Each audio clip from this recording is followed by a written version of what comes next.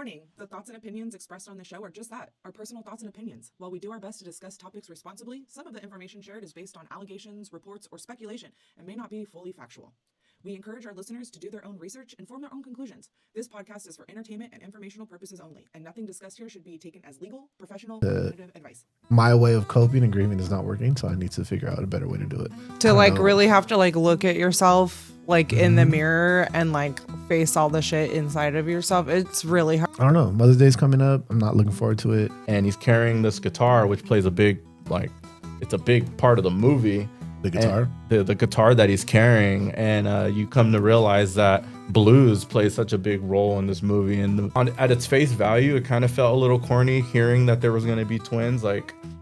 I don't know, kind of weird. It's like the Hulk. You can't hold down the Hulk. When you say you don't think 100 men can hold down a gorilla, you're talking about a couple of men trying to hold down a gorilla. If there's any strategy involved, the men should win. Now, I think that we're in a new phase of our relationship just because my mom was forced to make changes. Yeah. Her kids were already gone, ready to go. And that was supposed to be the time in her life where she, lived her life. And instead, she took on a 6-month-old and raised him, raised me as her own. And yeah. I don't know. This is a tough conversation for me to have. Yeah. I'm not good at this. I'm not good at talking about this stuff. You did a lot. I feel like there was family members that took advantage of my mom. And we're back. Welcome, everybody, to the You Don't Say That podcast, episode 13. We're on 13, right? Damn. 13? I think so. We made it to lucky number 13. Lucky number 13. Who would have thought? Who would have thought? Here we are, lucky number 13. Well, thank you, everybody, for returning, all of our viewers. If you want to continue to follow us, or for any new viewers, you can catch us on YouTube, on Spotify, Apple Music. We post a lot of clips and reels on Instagram, a little bit on TikTok, and a little bit on X. Just depends. It's kind of hard to kind of get any traction on any of those apps, but I still post regardless, just because if someday somebody wants to go in there and see if they have it, they can always follow us there too. Some people prefer TikTok or whatever. We are a podcast that goes over culture, relationships, life struggles, and current events. Today, I am joined by the original four. I am joined by Saul. I am joined by Lindsay. Adrian's back. He's back from hiatus. Welcome, Adrian. And we're excited to kind of get back with you guys today. The Fantastic Four. Fantastic Four. I want to thank Daniela and Eddie. They've been awesome subs whenever we need them. I can't wait to get them back. But today, this is going to be us four. We're going to get comfortable and get back to it. We have a lot of exciting things to go over, a lot of fun stuff that's been going around the internet. Mm-hmm. I can't wait to get to it. But before I get to it, I just want to do a quick little check-in on everybody. And I know Sal's been on this fitness journey. I kind of want to ask him a little bit about how that's going. I feel fucking great. I feel amazing. Part of it is the nicotine pouch that I just put in, but no. 3 times a day, 3 of them. Yeah, so my regimen is I just stopped eating food. I cry a lot more, and I do these all the time now. No. My God. Honestly, I feel amazing. I'm down 13 pounds. Awesome. And I'm doing it the right way, which means I am eating very healthy. I don't want to say cut out alcohol, but since I've started, there's only been 3 days that I've drank alcohol. Nice. And 2 of those were not I just had a couple of drinks. One of them, Padre game. I got hammered. That was enough for a month's worth. Yeah. No, but both of yous. Oh my God. I'm going to the gym consistently. I'm running again. I haven't ran since we played basketball all the time. You started running. This is different. And you haven't done the running thing before, never, right? What made you, or what inspired you to pick up running? One, because of so the more, when you run, you burn a lot of calories. When you burn more calories, you can eat more food. And we need food, right? For your energy, for good workouts, for a good sleep. So if you run more, you can eat more. But I also started running because I read a lot about how it helps the heart, or being in a certain heart rate range for a certain amount of time helps your VO2 max. People that have higher VO2 maxes are more likely to live longer, and it lowers all-cause mortality. But I would say the biggest thing for me, I've been going to the gym consistently. The biggest thing for me is the food that I'm eating. you don't realize how bad your body feels eating nothing but garbage because you stay eating garbage. Right. So you just become Accustomed to accustomed it. or it's normal to just feel like you're in a sludge all day. Yeah. Right. You cut the bullshit out and you start eating super clean and just drinking, water. RO. And oh my God, like your body, it's night and day. Like I feel phenomenal. Obviously your clothes fit better. That's great. Yeah. I have more energy for the most part. When you're in a caloric deficit, you're kind of like Right. low energy levels too. Are you pooping better? Regular, 2 to 3 times a day, and they're 2 clean, to 3 times a and day. they're clean when you only have to wipe once, and then like it's clean. When you're eating You terrible, can tell from the first wipe. Is it going to be a lot like 1 wipe or 20 wipes? when I'm eating terrible, Messy. I go through a whole roll of toilet paper every shit. Like that's because it's just you keep wiping and the poop doesn't stop. You need wet wipes, my friend. I have those too. Jump in the shower or something. Right? Yeah, Like I just use like, I need a bidet. I need a bidet. No, I'm exaggerating. I don't use a whole roll, but Got you. Okay, like calm down, sir. everything, I feel so much better. And so my goal is to do a 90-day cut. And it's a 90-day cut to lose 30 pounds. And I'm only like 5 weeks in and I'm already down 13 or 14 pounds. Nice, man. So I'm kind of ahead of the schedule, which is good. I'm doing it slowly because I don't want to when you lose weight, you're going to lose strength. That's just, there's no way around that. So I'm doing it very slow. So I mitigate the amount of strength that I lose. And I feel phenomenal. Like the running, we used to play basketball all the time when we were in high school and post high school. We'd go play 6 games for hours. I'm getting back to that feeling of like when you're done, and you know this because you used to run a lot. Runner's high is real. Fuck yeah, it's When you real. get done with the run, that euphoric feeling, if you could put that in a pill and give that to people, people will take that pill every day. And so, yeah, it's it's real. We literally just talked about this runner's high thing No, it's real. the other day, and I told him, I was like, this shit's not real because that's I've real. never once had like a runner's high. I've never had runner's high, but I have gotten to points where I'm running and it doesn't feel like I need to stop and I can just keep going and I feel fine. I don't know if that's equivalent or if that's what that means, but No, it's like a good feeling. if Especially not, when you then got I listening to haven't music, been like, high yet. the runner's high for me, and I don't know, maybe for you too, it comes after the run's over. Like you're done with the run, right? And maybe you run 2-3 miles. I'm not running a whole lot because I'm slowly getting back into it. But when I'm done, I just feel so clear-minded. It makes me less stressed. I realized the other day I was driving after a run and some guy was driving like an idiot on the road and cut me off, right? And he cut me off and I didn't care at all. Giving you like the dopamine. I was and so calm. He cut me off and I was just like, oh, I hope he doesn't get into an accident. Like he's clearly in a hurry. just unbothered. Unbothered. Yeah. But where pre-run, that guy cuts me off, I'm going to speed up to go around him, maybe flip him the bird and say, what the fuck's Slam the on problem, your man? brakes and Yeah, like road rage, right? I don't care anymore. Like, I don't know. So running made you a bitch. Kinda. Oh my God. I'm playing. No, I get what you're saying. No, I it's get what you're saying. it's You're real yeah. liberal now. I can't. I'm so far left. It's not even Are funny. you leaning left? I'm so far left. But no, in all reality, I feel phenomenal and I don't want to stop doing it. Like I'm gonna keep doing it. That's awesome. Yeah, let's do it. Let's do the 5K. And I was about to say, and you invited us to kind of join you on a run. Yeah, so when me and Adrian lived together, he used to do 5Ks pretty regularly, and he always tried to get me to do them. And I'm like, I'm not doing no 5K. Like I'll go to the gym and stuff, and I always kind of just pawned it off, or I just pushed it to the side. I want to do I've never done a 5K, and I want to do a 5K now. And eventually, I want to work up to a half marathon, and then maybe even a full marathon. Baby steps, 5Ks first.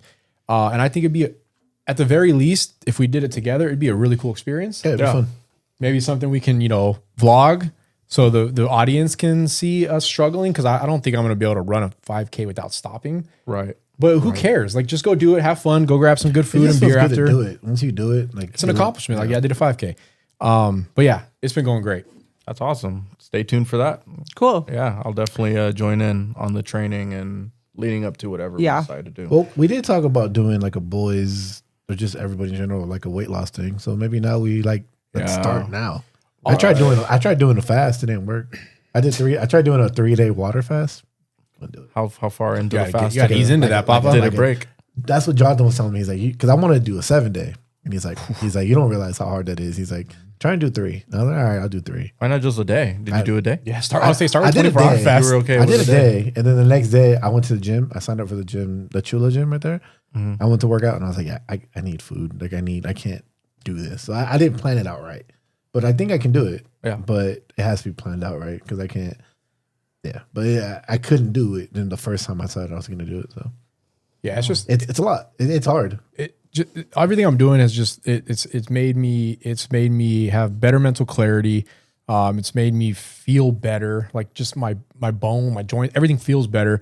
I don't know if anybody out there that's listening is struggling with their intimate, their intimate life or their sex life, but it helps in that area too. Like you have way more vitality. So you don't need Blue Chew anymore. Dude, no more Cialis, no more Viagra. Wow. It just stays. It just stays there. Yeah. So, Your face is for anybody who's having struggled, I never struggled in that area, but I can tell you that it's only enhanced that area. It got bigger. I go hard. I wish. You know what they say? She didn't have cardio. You know what Every they say? 30 pounds. I don't know if that's real, don't know but if they it's do real. say that every 30 pounds you lose, you gain an inch on your penis. I don't think that's real. I think what it is your stomach goes in and you could just see more of your dick, to be honest. But I can tell you that whether you gain size or not, you just have way more energy and like passion. And I don't know, it helps. It helps in every area. All right. That sounds fun. I'm going to say, like I that. don't think you've lost any passion. No, but I could still lose some weight. So I'll take that, I mean, we all could. So Yeah. we'll all be joining you on this journey, I think. There you go. We got the commitment from everybody. Yeah. 5K, here we come. Yeah, we got these action cameras, and Right. vlog cameras. Like Right. Mikhail says, we just put that on wax. Like I said, I never really step on the scale. I think that I don't think it's healthy to necessarily worry so much about those numbers No, it's on the not. scale. But let's just say I had never seen that number before. And I was like, damn. You talking about for you? Yeah. So I for only step myself. on the scale once, maybe twice a week, but it also is important. Like if you're going to get into this, you should track your progress. So you should take pictures. Right. I'm not saying you have to take pictures every day. I take pictures once a month. So I'm tracking what I look like every 30 days. And I do step on the scale once a week because you need to know what that number looks like to know if you're eating too many calories or you're not burning enough calories, just to kind of see where you're at. And yeah, it's been great. That's awesome. Well, shit. I know it's super encouraging to hear other people comment on our videos or on our posts on Instagram. So if anyone's listening out there and can provide any positivity, motivation, or feedback for us that are going to be trying to take this on, I definitely welcome that. It definitely yeah. helps get me going. And I hope you guys do want to see that because I think that'd be a lot of fun. Yeah. And all right, well, shit, that's awesome. And then Adrian's back, so I kind of want to. How you been, bro? Dope shirt. How's everything been since you've been gone? Good. Not too bad. How's the life of a businessman going? The Acru candles, how's that going? Anything It's new? good. It's cool. It's I feel like I'm getting back into it. Had a meeting. No, it wasn't really like a meeting. I met up with my friend Terrence, who has the brand San Diego Native. If you've ever been to Foot Locker, you've seen the shirts, you've seen his brand. It blew up. So it's super dope. He opened up a store in on Al Cajon Boulevard. Nice. I remember I invited you. I wanted you to go to the opening. Yeah, that's fire. Busy area too. Yeah, it's doing good for him. He has a lot of things planned that he wants to do, and he's basically trying to use it as like an open platform for all of his creative friends. So we're gonna do something there. Probably not necessarily collaborate on the candle, but he offered me he's like, hey, like you have a home now, like you can sell your candles here, which is pretty cool. We're gonna do something. I have some things that I want to do. Like I want to do a candle class where you can just come in and pour your own candles. I think it'd be pretty dope. But I want to do it in Chula Vista. I want to make like 10 or 15 spots available, and you basically come in, kind of like a paint, like a paint night. Sipping Yeah. paint. Yeah. Yeah, something like that, where you come in, you pick your color, pick your scent, pick your mold, and then have it at a bar or brewery, and Should we then do, get somebody like, to DJ. Keg stand instead of sipping wine. We can. If they offer a cake stand, I'm sure we can get somewhere to allow us We to can do a get cake that. stand. Sign me up for a spot, please. Yeah, I'm in. But like, Keg stand. That's a and celebration candle. night. yeah. Something like that. I have a lot of ideas. It's just the way my brain works. I'm not good at. I have thousands of ideas, but I can't. I'll try to do all of them at once, and then I just not end up doing none of them. So I'm trying to slow myself down and get the creative stuff out again. Right. Work kind of like took over my life for like 2 months. It was fucking insane. Right. But that project is done. Like everything is good now with that. We're got everybody converted over to Windows 10. And for the IT nerds that listen, yeah, we went from Windows 10 to Windows 11. Ooh, And you just made them all hard. it was just converting Corn for the everybody ears.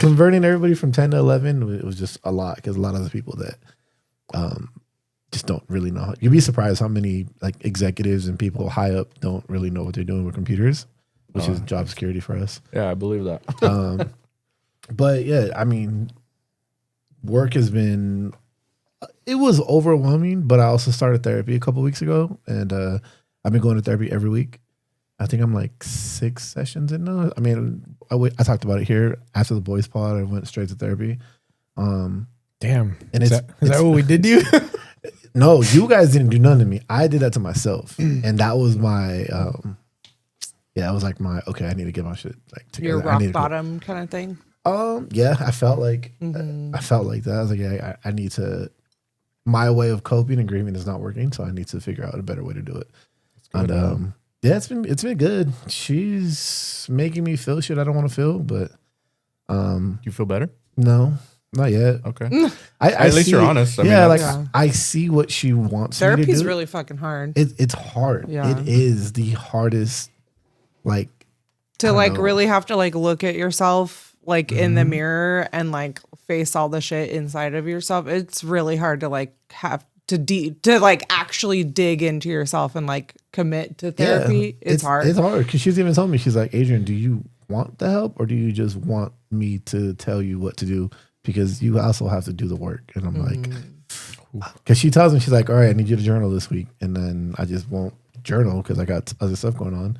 And she's like, I'm giving you the tools, but you're not doing them. Like, do you want to heal or not? And I was like, all right, yeah, I need to Call I you need- out on your She shit. calls me out on my, which is Yeah. great. Like I need that. Like I need you need to be held accountable. If you want, I want to make these changes, and she's there to hold me accountable. But yeah, it's I don't know. Mother's Day's coming up. I'm not looking forward to it.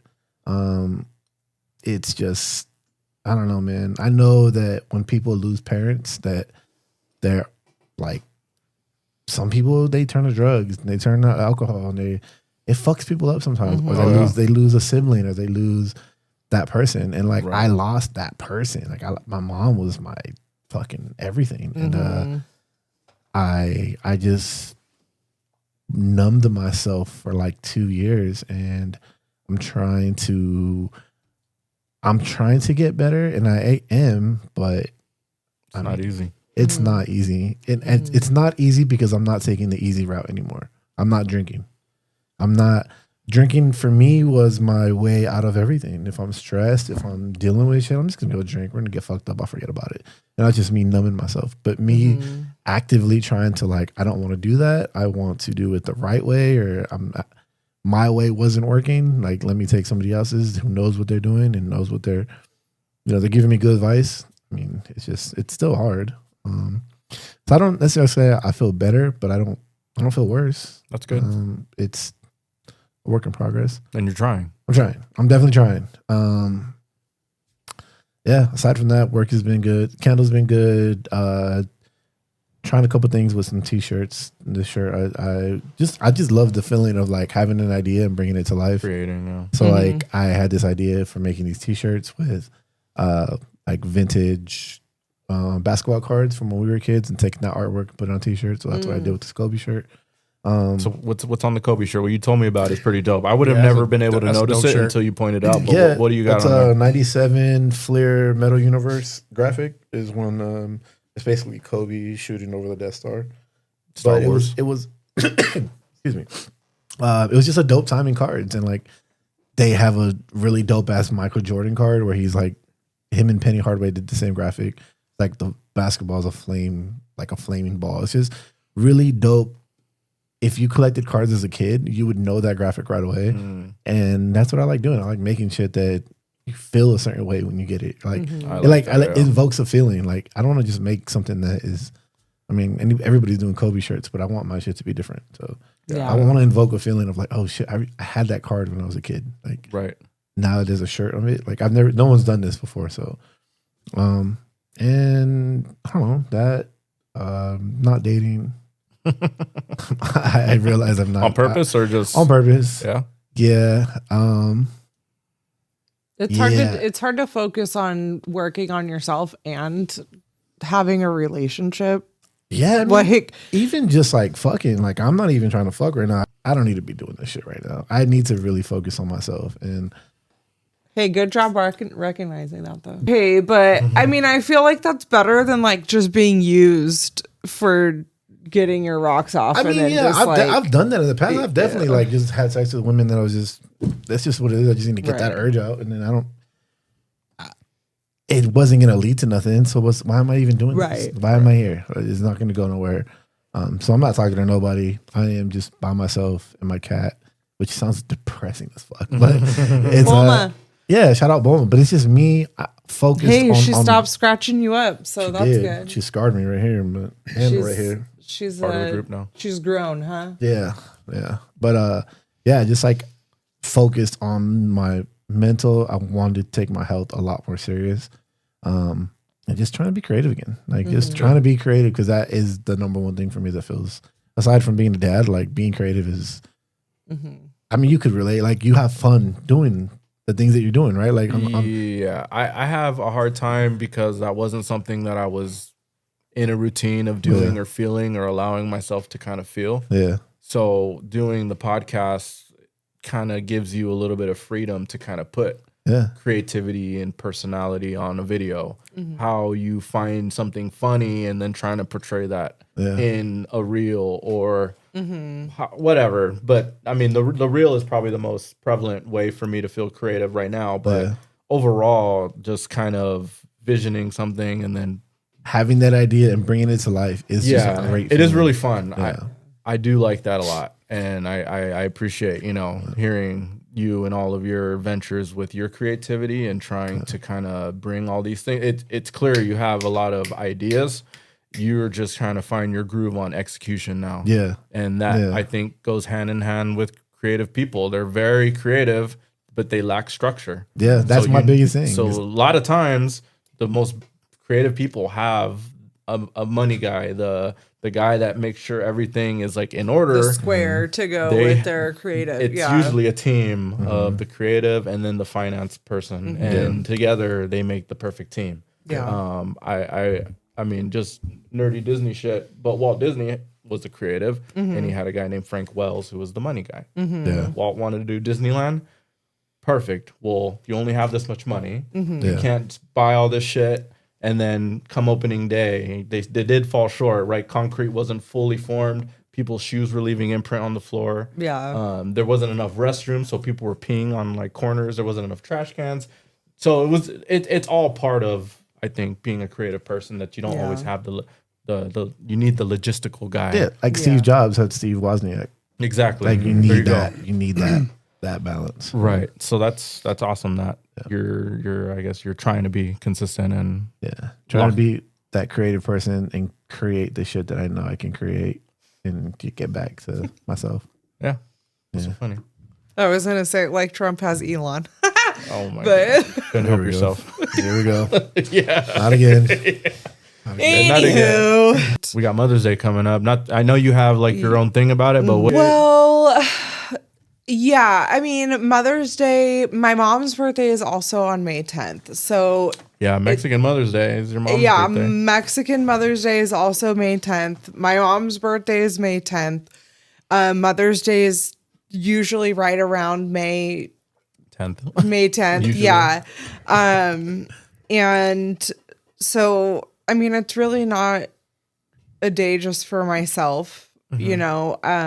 Also have to include your mom and my mom. So, I mean, I appreciate the attention and the love, you know, but it's another day.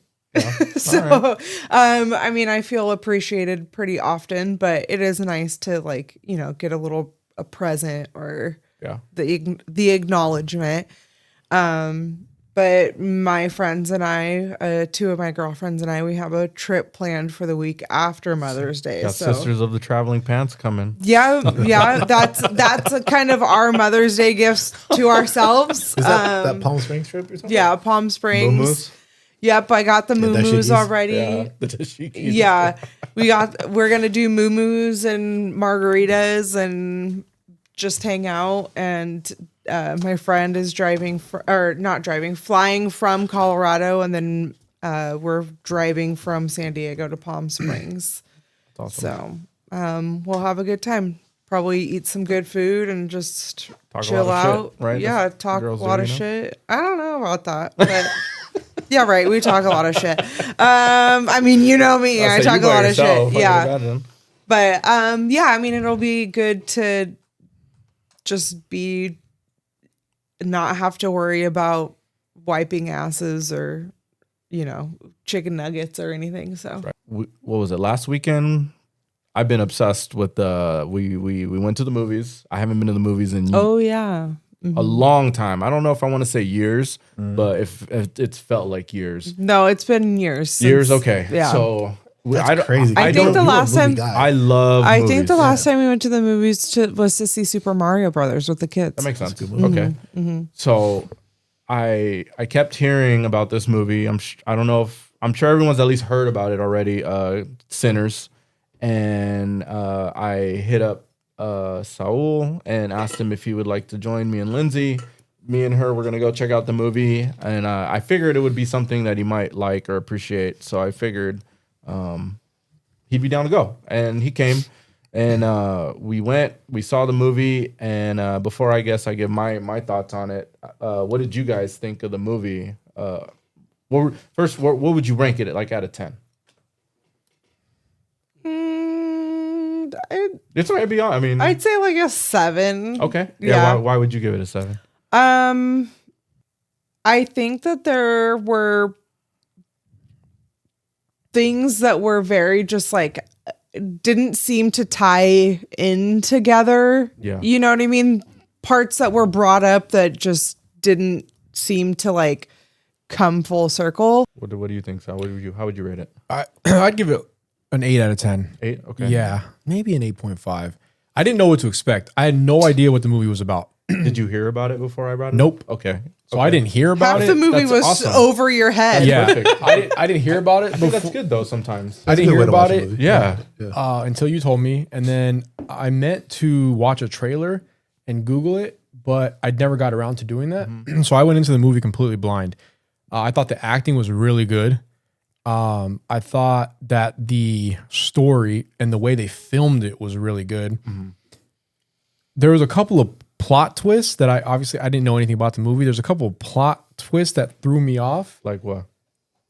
Well, I don't want to No, go ahead. spoil it for anybody, Go but ahead. Oh, just if you guys don't want to hear it, if there's a spoiler, you guys don't want to hear it. Yeah. On Adrian. Well, I'm hold gonna on. watch it. I haven't seen it yet, but I don't care about spoilers. I didn't know that there was vampires in the movie. Okay. Well, Yeah. I knew that it's a vampire. I didn't know that. And I didn't Not know everybody- anything going into it. Right. And not everybody even knew it was a vampire movie. I don't even think that was I didn't know it was a vampire. that wasn't movie. really communicated before Yeah. the movie actually dropped. Yeah. But go ahead before I thought it was an action movie, and then when we were on the way to the theater, you looked up the genre and it said horror and adventure, and I'm like, okay, well that's completely different than I thought. I thought it was action. But that plot twist threw me off. But I also kind of liked it. There was one scene that really, really gave me the heebie-jeebies What was that? when when the white dude, they're vampires and they're outside. I don't want to give away too much, but they're outside of a house. They're trying to get to the people inside this farm or whatever, or I don't know what the barn, and they're singing some song, and they're white people all dance. Well, there's black people there too, but they're dancing Irish dances. Oh, is this okay? This is when they've turned. Yeah, a the few of leader. There's a whole group of them, and the Yeah. leader's doing all these crazy Irish step dancing. I love that part. I thought that part was. It wasn't scary in the sense of, oh my god, I jumped. Yeah. It was scary seeing it because they looked like a bunch of psychopaths, but I Yeah. also liked it Yeah. because it was very different. And I just thought to myself, it would be an Irish white guy to do some crazy shit. Like he that person, I don't know what the actor's name is, but he played a perfect psycho head vampire. Yeah. I mean, that scene really sticks in my head after watching the movie. I also like the scene when they're dancing inside the barn and they're incorporating different music from different eras. That's like everyone's calling that the scene. Yeah. Everyone knows the scene That was in the movie. transcendent. Yeah. Like it takes you all the way back to hunter-gatherer days to Run DMC. But they Right. tie it all back into music. I thought that was really cool. So again, that goes back to I thought the storyline was really good. But overall I thought it was a really, like, if you would have told me it was that type of movie, I would have told you it's not really my cup of tea. Yeah. But I thought it was really, really well done. Right. Right.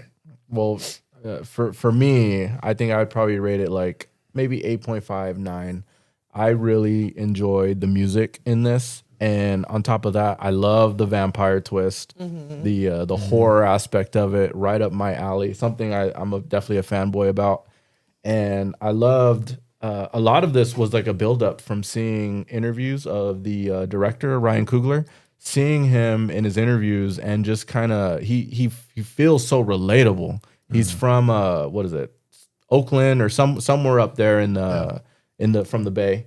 He sounds almost like Marshawn Lynch when you hear him talk on his interviews. Like he's very articulate, very polished, but he has that like twang to his like The way he speaks. accent. He just sounds like he's from the Bay, and I loved that. He's not trying to fit in to a space that's like maybe other people aren't like him. He's kind of creating his own lane. At least that's how I felt. So seeing that and then hearing him break down like the way he filmed it. You spoke to that, the way it was filmed. He filmed it for IMAX, but the different kind of films that he used for I guess for documenting this movie.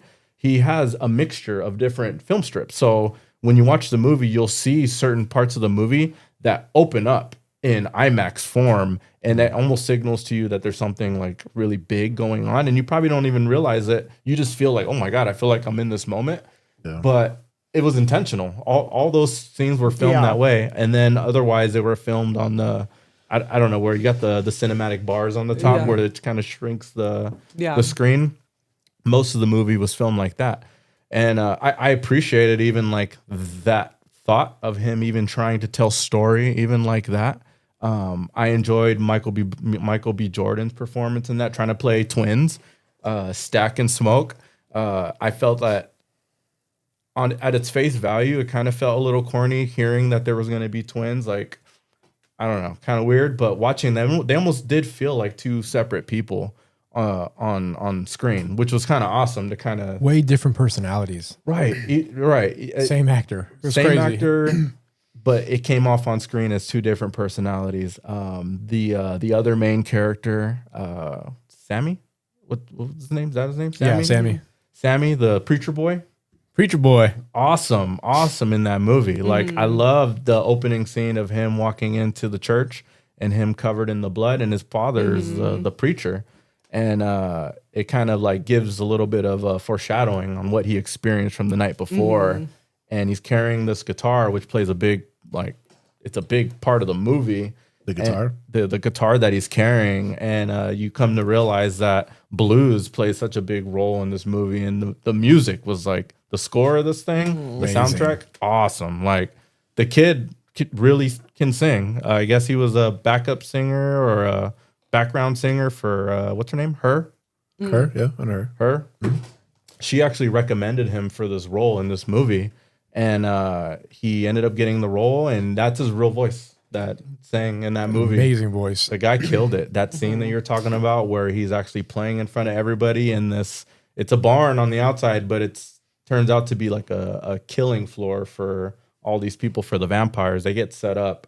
Sorry for spoilers if anybody is skip ahead to the point where I say spoilers, whatever. But it turns out to be a killing floor. But while he's playing for everybody there, you kind of can see how his music is transcending time, and they play that, and they actually do that on screen where they're playing in front of these people from the movie. But then next thing you know, you start seeing, I guess, what would you call them, like African tribe music, and then you'd hear gangster rap, and it's almost like different eras in black music. electric guitar. And at first, it just shocks you because there's nothing in the movie that's done that up until that point. And you start seeing it and playing it out, and you see a DJ all of a sudden right next to him, and you start seeing like break dancers, and you start seeing gangster rappers, and the way that they did that, I thought that was so dope. That scene has been like, Yeah. I keep hearing it, and I keep like seeing the visuals. I just thought it was a super like dope, like it imprinted. Yeah. I guess I really felt that scene. It felt really cool, and as someone that like thinks about like I'm barely one minuscule piece of like trying to think about how people tell stories on camera. I just really appreciated the way Ryan Coogler did that. And then for reference, he's been the director for Black Panther, Wakanda Forever, Creed 2, to pretty much almost exclusively with Michael B. Jordan, right? Fruitvale Station. Fruitvale That was their first movie together. Michael B. Jordan and him have created this tandem together, and it's super dope that he even does that. I think they grew up together. I appreciate that he's even doing that. That he's attaching himself to an actor, and he's kind of like they're kind of together, like ascending through Hollywood. Well, his deal with this movie's never been done before either. Oh yeah, talk about that. He gets the rights to the movie in 20 years. Right, and that's it's never been done before. Right. So I hear if it has been done, very exclusive. It's like George Lucas or something. Right. Like that. One person. Right. So I want to say Warner Brothers has the right to those movies up until 20 or 25 years. Then all of that trademark, because it's an original story. Yeah. Nothing. This is from begin. So that's probably why there's so many loose ends to the story, because it's totally written and filmed all by him. Yeah. Because there are stuff that I walked away from kind of feeling like, damn, there was some loose ends to that. Like one that stood out to me was how the vampires wanted Sam Preacher Boy's voice or whatever. They wanted to turn him. To me, that really wasn't teased out enough. Like that kind of left a little bit of a hole as to like why or how or you know. Yeah, he insinuated, the head vampire insinuated that he needed his voice to bring him back to something or to get to I don't know. And to me, I just didn't feel like they really like went backstory enough into that, which is fine. Maybe that opens up prequels or sequels. But overall, between the music, the acting, the director, and his style of cinematography, I really enjoyed it. And just knowing that it's an original story. And I one of my favorites is, Dusk Till Dawn. And that's a vampire movie, you know, with George Clooney and Tarantino and Salma Hayek. Same thing. You go into the movie as one thing, and then next thing you know, boom, vampires appear. Yeah. And that's essentially the way that this movie unfolds in front of like all of us. So highly recommend for anybody to go check it out. It's different. It's not the same sequel type shit you see in Hollywood all the time. I definitely think it's worth going out and then seeing it on IMAX. Just the size of the screen, the surround sound of the people walking in the streets, and they actually played like they did it really well. Like I felt like overall great movie. It's a strong movie. I wanted to see it. Me and Julian been talking about going to watch it. Yeah, we just haven't gotten to watch it yet. But yeah, I definitely do want to see Sinners, and I heard nothing but good things about it. So. Right? Yeah, it's definitely worth a watch.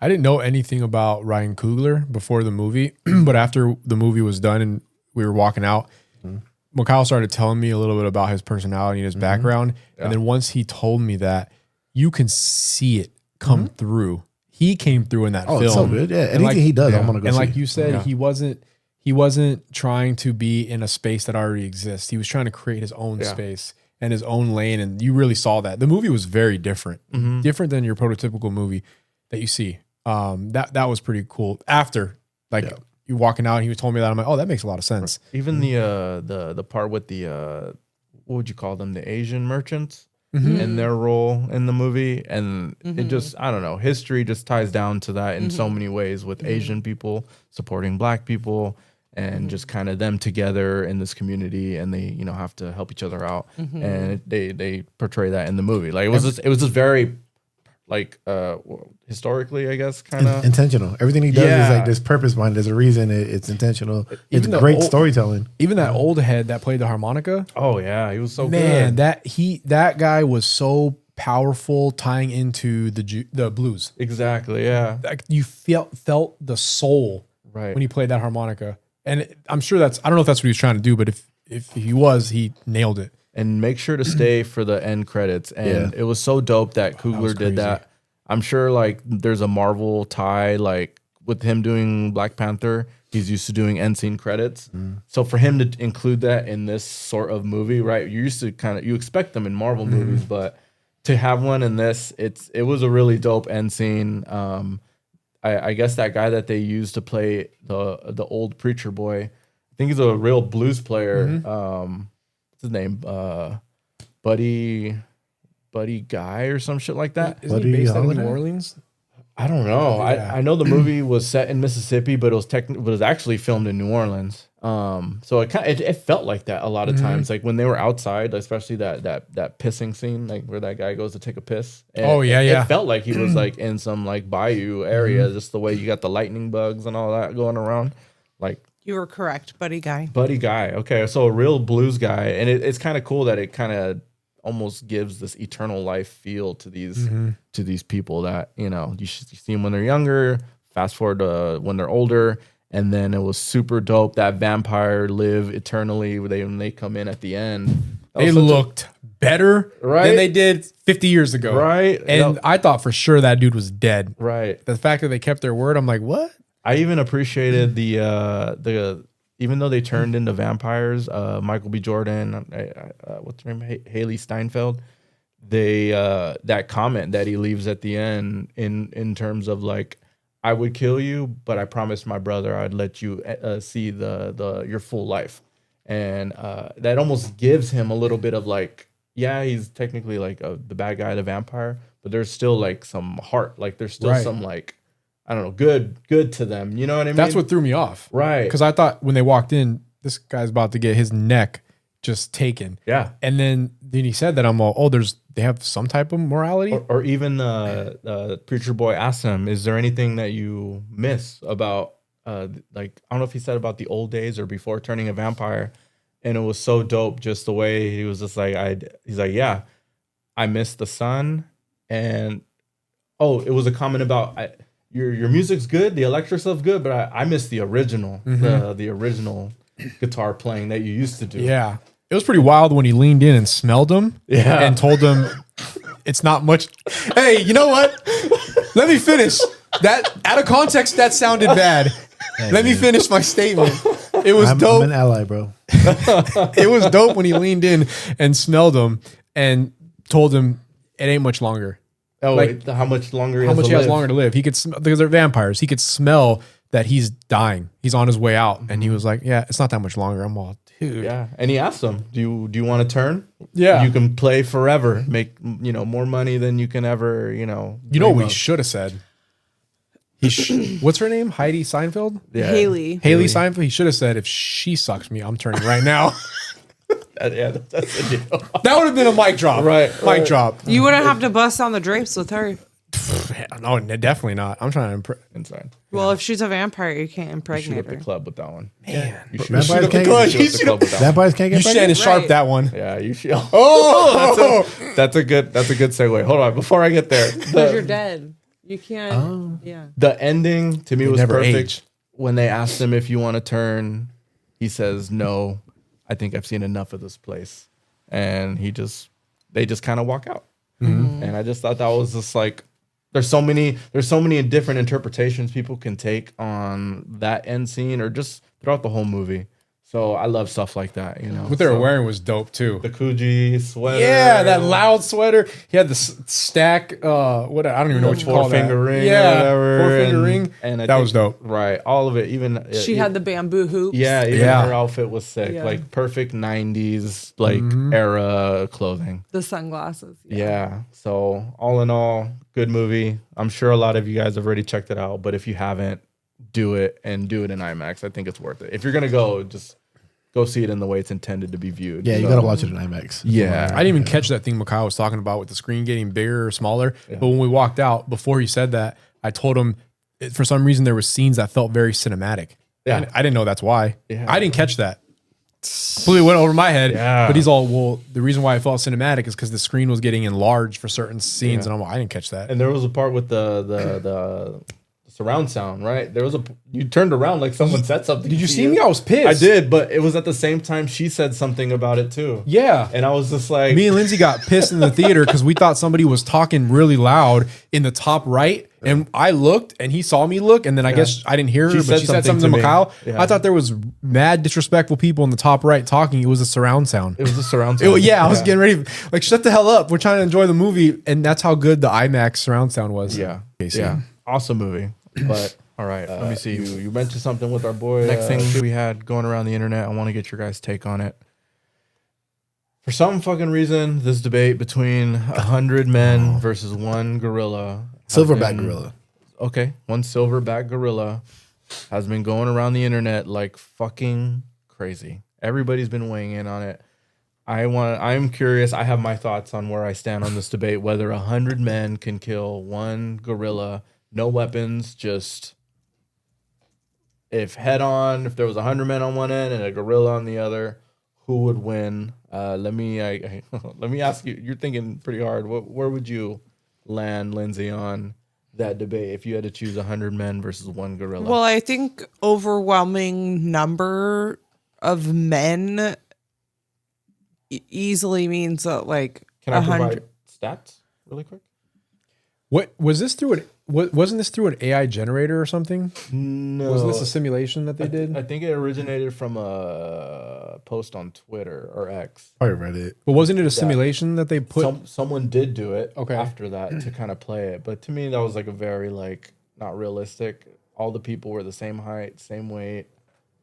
They all came at different times. Doesn't show any real like skill level of Yeah. anybody.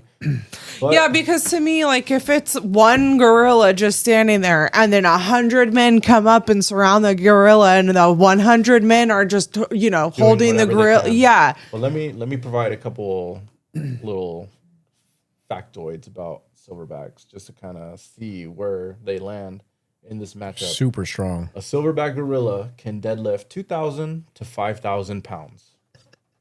Okay, that's equivalent of lifting a small car. No gym, no warm up. That's just raw power. Okay, another one. Grip strength can crush a crocodile skull. Is this real? Yeah, why not? With over 1,300 pounds of force. I mean, I believe that's real, right? I'm just like the 2,000 to 5,000 pound thing. Of their strength. Yeah. Oh, I that's believe real. that. I mean, There's men that could deadlift 1,100 pounds. It's very rare, but And those are almost like PRs. Like they're almost like those are Those are almost the like, world's those are strongest men, records. guys. Those are like almost records. that's Thor and Brian Shaw. Right. They can pick up a 200-pound object, throw it 30 feet. That's A crazy. gorilla's gonna wash 100 men. I don't think so. 100%. They can bench press. There's no way. They can bench press 1,800 to 4,000 pounds. Can a gorilla pick a man up and rip him in half? Oh Easily, yeah, the yeah. first person who The first person goes up. The first person well, who and that's what I'm approaches. saying. get Like, their ass whooped if with, like, gorillas really can do that, then like, how are they like sitting in the zoo and not like? Well, I bet you a lot of times we tranquilize them, right? Yeah. Like we use tools. Like I think man is more known for their tools and their thinking, and we're able to like have consciousness and like create and do things that gorillas can't. Like So- Shamu's a killer. Like the orcas, they're killers. They're killing Almost- machines. Yeah, that's no, why I They know make that. them to be the like most deadly predator in the world, right, And but we they make them them our be bitch. friendly. They kill- yeah. And they we kill- make them our bitch. They yeah. kill That's what they. sharks. That's what they do. They to- kill sharks. That's what they Like do to they're gorillas. savages. And they go do shows for us. Yeah. That's where we are on this fucking. Yeah, and then they fucking eat the people that made them do shows. Like, Sometimes, Fucking sometimes That's we might- happened. well, and that's why they don't Silverback get in the gorilla? water with them No. anymore. We might There's lose no a way couple 100 good men. Well, and now it's come to the point now where they don't even they're phasing out the whales. Sure. Yeah. Anywho, Well, the way I think about it with the gorilla thing, if there's 100 people that are trained a certain way, statured a certain way, I think that with the right strategy, I think that they like can. 100 Navy SEALs for sure. But I don't think it has to be Navy SEALs. Everybody has a plan until you get hit in the face, right? And that's what Mike Tyson said. There's no way 100 think men about are this. beating Gorillas- a silverback gorilla. downside of a gorilla, horrible cardio. Right. Saying. Just saying. Yeah. Right? So you rip a couple people apart. How many of them until you get tired? 100 of anything. Do 100 of anything. You get tired. I don't know how many. He can just backhand like 5 people at a time. He's gonna tear through the crowd. Like I don't think 100 men can hold down. It's like the Hulk. You can't hold down the Well, Hulk. when you say you don't think 100 men can hold down a gorilla, you're talking about a couple of men trying to hold down a gorilla. If there's any strategy involved, the men should win, the 100 men, because yes, the first couple of people that go in are just going to get destroyed. Like maybe the first 10 or 15, even 20. Right. But the gorilla is going to tire, right? And I think you still have enough men. If you look at those numbers, right? We're not talking about a bunch of Brian Shaws that can bench press 500 pounds, can deadlift 1,000, can squats 800. We're not talking about that. We're talking about regular men. However, a regular man can bench press what? 180 to 250 pounds, a regular man. So you only need 10 of those to equate the same number of bench press. That's only 10 men. Staring at a fucking That's only 10 silverback men. gorilla. We're not counting. 9 feet We're not tall. counting the other 90. I honestly think if there's any type of strategy, Okay, how do we let's put together a strategy? I found one. How do we do this? Let me share a strategy. right. Have you guys ever heard of Van Lathan? Yes. Okay, Van Lathan shared a post of how he would strategize this gorilla attack, right? So he has them. this is wild. How he would strategize. He has them broken down in waves, people attacking in waves. Okay. Okay. So Seems like a good strategy. the first waves are labeled as meat sacks. Yeah, Okay, yeah. that's what they are. Okay. Yeah. But these are people consisting of 300 pounds and over. The Vince Wilforks, these heavy defensive linemen, offensive linemen Tire 'em type, out. right? The second wave, we have runners, athletic runners. Okay. He has Noah Lyles, and apparently this is more so for disorientation, more for like running, scrambling, Trying to confuse the gorilla. The gorilla's gonna grab one of them confusing and the just gorilla. beat the shit up with another Potentially. But then you have coming up next the light brutes, the third wave. Okay. And these are guys named, this guy's name, Philip Rowe. I'm assuming he's an MMA guy because it has arm bars and kicking. So now you got guys that are a little bit heavier, maybe 200 pounds plus, whatever. And now they hit pretty hard, but they're not the heaviest of the heavy. Yeah. Right. Followed up by the fourth wave, heavy brutes, Aaron Donalds, right? The fucking like the big guy. big roided out, athletic. That dude bench presses Freaks. 500 pounds. He's almost a gorilla in his damn self. You know what I mean? yeah. So if you got a handful of those, right? And then we have the finishers, which he labels as John Jones. What does he call them? What do you call them? The people that wrestle with the bears, the not Ukrainians, but the Russians? the Dagestani. Dagestani, Those like dudes are these guys that savages. wrestle bears for their training, wrestling training on a regular basis in those countries far, far away, right? And in parentheses, he does kind of say like asterisk, some will die. A lot, 50% will die. at least. Right. 30% paralyzed. But we're talking Comas. about even at the end, if 99 men die and one guy's alive, and they Battle defeat won, yeah. the 100 men win. I mean, Not you're- fully intact, but they There's- win. I'm sure maybe while some have some sort of chokehold, other people are hanging onto the arms and the legs. Maybe someone's trying to rip out some eyes. So or what something. you said? You know what I you mean? said Like, the gorilla can bench press 2,000 or 1,500 to 4,000 pounds. yeah. So let's go on the high end and say 4,000 pounds. A 200-pound man. How many 200-pound men do you have to be more than 4,000 pounds?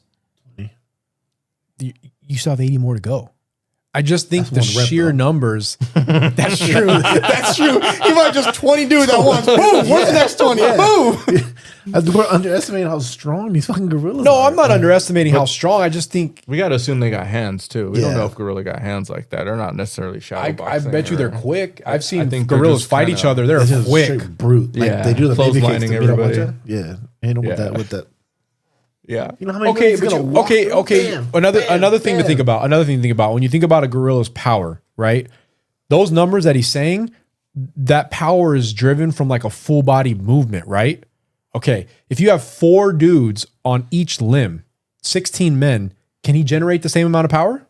No, I think he can. I don't think he can. But what if he's doing that while someone's also like trying to gouge his eyes or something? What if somebody rips his testicles off? Like, Stick a finger in his You gotta ass fight or something. dirty. I saw that. Someone said put his finger in that. That's disgusting. You gotta fight dirty. Like honestly, maybe the God. dick is the first thing you go for. Exactly. If love you that's how rip you go for a it. gorilla's dick off and he bleeds out, you win. there's no, what is it? There's no shame in winning. Would you? So that's how you beat the gorilla? I'm not saying that's how I beat him. That's your strategy. Dick first. Have you seen Possibly. the person who has the strategy of like, don't worry, guys, I'll go in there a day early and I'll just kind of get all buddy with the gorilla, with the ending being I'm gonna suck him off. Somebody said gorillas are ticklish. Just go in there and I tickle have them. not seen that theory, but he's on to something. Oh my god! Oh my God. He doesn't. I can't even finish that. Nah, man, there's no way 100. You guys men are can take so that. dumb. The gorilla. I gotta shut this window. It's run cold. through 100. You're a liar if you tell me that you wouldn't rip a gorilla's dick off to survive. No. To survive. It's that or die. I wouldn't get a chance to get to get. But to I'm the saying dick. if that was an option. You know how quick the gorilla's gonna. I'm Everybody's slow. dangling off the arms Yeah, and the and legs. you just have to go in there and stroke him once. His neck, his. Am I they got stroking him him or on am I the edge ripping of it? consciousness with the chokehold. Whatever you All want. they had left to do, all you had to do was go in there, twist, and like pull or something. What is it? Old dick twist. He'll- Twist his dick. Twist his dick. Isn't that a viral video? Yeah, You telling me you wouldn't be able to do that? I don't think I can. So what I don't think I if your could. brothers were the ones holding his limbs and we're holding on for dear life and you just need to rip that thing off and you're just like, I can't do it, guys. No, I'm gonna try. Oh, okay. I was like, we don't- all die. I won't succeed. We all have his arms and legs. You're fine. I think he would just like chest bump me or some shit. It's a gorilla, bro. They are so big And strong. and strong. Like, you could try to hold his arm down. All he's gonna do is move his arm. You're gonna fucking fly 20 feet in the I mean, air. I just think 100 men tactfully can do it. I think so too. With any strategy. Maybe like with any strategy. with like in waves would have to be in waves. You you have think- to tire him out. Do you think me, you, Adrian, and Lindsay could take Brian Shaw In what? in a fight? Just a boxing fight? Just there's no rules. Well, you just might have as to well win. just Us take me four? out of Yeah, that. then it's three. It's 3-on-1. Do you know who Brian Shaw's? No, but now I Former- feel confident with you because I know you're going dick first. So we have a good chance if you go Former- dick first. Well, Former- one of you grabs a dick, one of you grabs one titty, and the other grabs another titty. So former twisters with the dick twister. Here. former world's Yeah. strongest man. He is 460 pounds. He's 6'8". He bench presses over 500 pounds, deadlifts over 1,000, and squats over 1,000. That's it. Massive. Not a gorilla. They're not a gorilla. He's not a gorilla. I think we have a chance. Yeah, he's not a gorilla. Yeah, Cardio. Like I said, if The stick kicker with is your theory, we got shitty cardio too. yeah, We have terrible cardio. yeah. The average American against a gorilla. We're not sending the average people. We're sending killers. Not even the fucking Avengers, 100 of our dude. best killers. No, Still no? No. Gorilla wins. I really don't think that gorilla wins. If there, like I said, if there's any strategy involved, I think the 100 men win. Even if that's one man left standing at the end. That gorilla's gonna take that one man and rip I guess the his only fucking thing head that off. I don't know that none of us know is, and this would prove your point if it's true. How quickly can he dispatch the men? Because if he can, We can all go at once. No, no. That's how the That's simulation was. no, I know that, but I'm saying how fast can a gorilla kill a man? 'Cause I guess that's assuming one hit kills you. I don't Right, know if that's possible. one hit Yeah. doesn't kill anybody. I don't think I it mean, would. maybe if it's like a straight punch to the temple or something, and then don't you think- fall back and hit your head on the I ground. don't think gorillas got hands like that. I don't think so either. I just but think they're gonna be like. but I'm saying if a gorilla can like you run at a gorilla and just one whack, you're dead. Maybe. To be fair, I do want to share a small detail that might sway. I've heard stories of chimpanzees grabbing like people's faces and like ripping them off. their faces Yeah. off. I've That's a heard stories of chimpanzee. chimpanzee ripping arms off. That's a That's a chimpanzee. chimpanzee. Bro. Yeah. Like that's not a fucking gorilla. So You got to take in the fear factor. That's too. one person against But- one chimp. No, but the fear factor. You see, I don't care what you are. You see a gorilla rip a man in half and start beating people with somebody's legs and he's blood everywhere. Yeah. Are you still hesitant? Yeah. You still gonna run in there? I'm going in, dude. if you think God. any of us are going in there sober, you're crazy. Right. We are gonna be like, If the 100 men are on meth. I hope you guys are on like Oh, yeah. PCP. Yeah, with, like it would your have to be. fucking superhuman It would have to strength be. or It would something. have to like, be. Yeah. maybe a good wave, maybe another wave would be PCP. The PCP and the meth heads. PCP wave. maybe they go first. The shit that Hitler was on during the Olympics. You seen that video? Meth. He was Yeah. on When meth. Hitler, he Yeah. was all methed out. Doesn't they meth out their soldiers too, like Yeah. to get them like ready for war? There was a pharmaceutical they gave them that they actually prescribed to the soldiers that was just Technically meth. meth. Yeah, and they methed them out before. So Well, a lot of wrinkles there. I think we could do All it. right. I think so too. So well, with with that said, let's take a Mother's Day time out. coming up, I figured since we have 3 mama's boys here, we would talk about your moms. Proud. So I kind of want you guys to like go around and like introduce your mom a little bit. Tell us, a little bit about your mom, where's she from, background about your mom. So This is gonna suck. Well, So my mother's name is Mary. She was born here. My grandfather, her dad is from Quito, Ecuador. Quito's the capital of Ecuador, and then her mother is from Jalisco, Guadalajara, and so we're pretty much Mexican. She says that there is Peruvian and Cherokee Indian and maybe some French. I don't know. I've never done like a 23andMe, but she was born here. My mom has been, she has been the epitome of dedication and support my entire life. I've gone through plenty of mistakes that she was there for every time. I've made mistakes. okay, well, we're not getting that far yet. Oh, sorry. I just wanted you to introduce your mom. Oh Her yeah, that's my name's mom. yeah, her name's Mary. We'll show a picture of Mare Bear. She's OG. Yeah, Bear. she's cool. love Mary Bear. She's great. Mikhail? yeah. So my mom, her name is Sandra. She was born here in the U.S. Are we doing this because they're Mexican? No. We're telling where they're from. No. Okay. Well, she's born here, grew up here. You in can San say she's Diego, from Chula San Vista. Diego. Like, Yeah. And she went to Chula High. Spartan. Spartan. Single mom. Worked at the Disney store for the majority of my life. That's why I have a big nostalgic, nice feelings about Disney as a whole. And yeah, I'd say I get all my hard work and all those, I guess, The drive.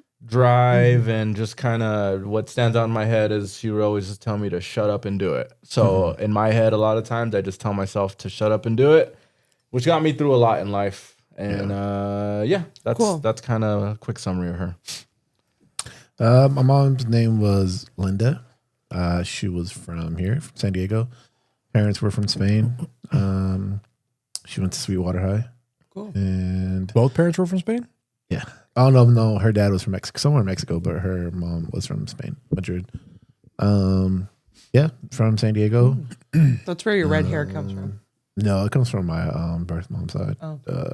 There's like Irish in the family. Vampires. Okay. Yeah, probably I knew vampires. it. Yeah, I mean, I can.